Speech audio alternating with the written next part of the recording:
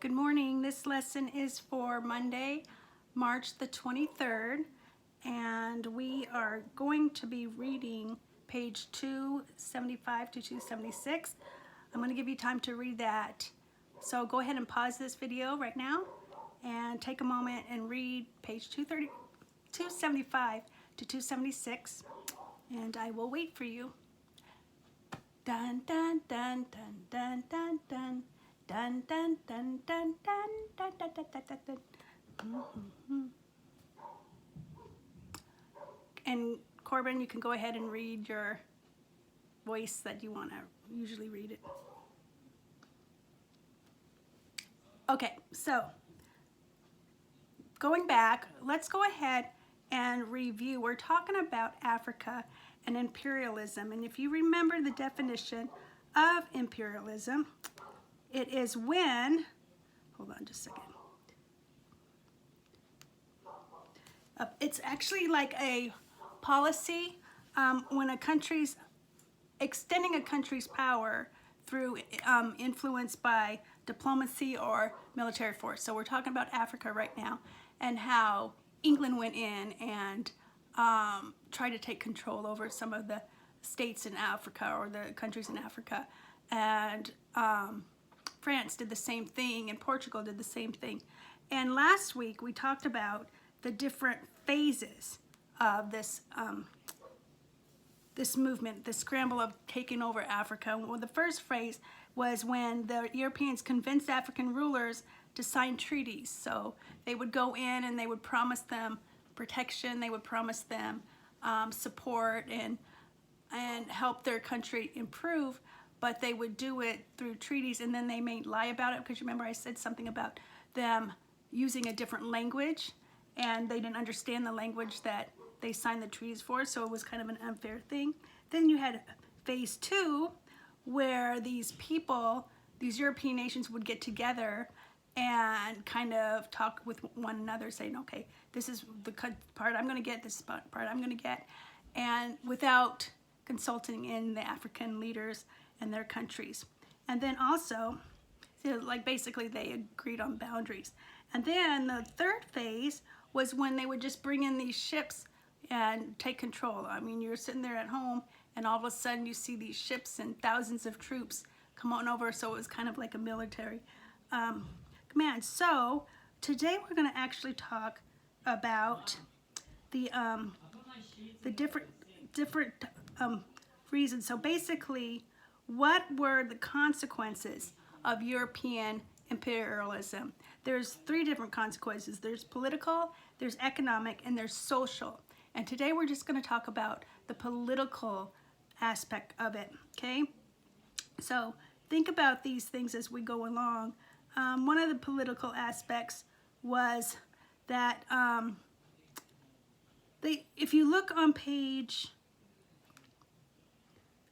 275, where it talks about peace and stability at a price, okay? So you know what?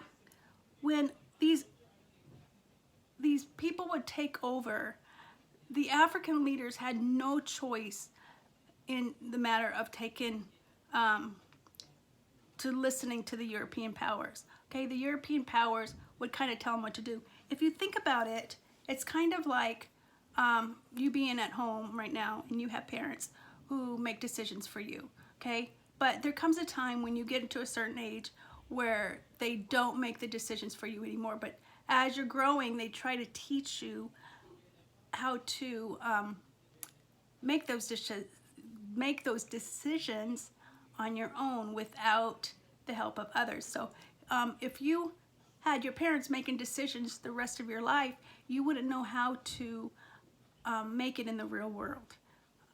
You know, when you go to college, a lot of times kids go to college and they have to start making their own decisions and being an adult, okay? Well, the same thing, these people would come in and these African leaders would submit control, but other than the European leaders teaching these African people how to lead a country or how to improve in their economic system and their political system, rather than they tell them what to do.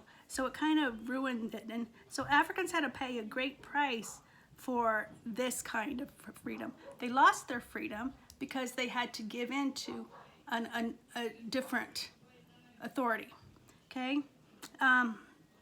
Gradually, over the years, these African cities, if you look at the map of Africa, every African state was controlled by some other foreign powers except for two, Liberia and Ethiopia.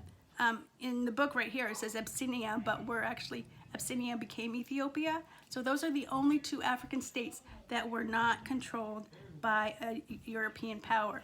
Now, when it comes to the European power, Britain did the best as far as creating an economic state and making it, things pretty well for the Africans. France came in a close second. Portugal, not so good. They didn't do not so well. They didn't do a very good job at that. One of the things that they helped is they helped develop professional armies, and then the two people that you're going to, in fact, I put two links for videos to watch, and one was about Joseph Jenkins Roberts, who had a lot to do with keeping Liberia free, and then Menelik,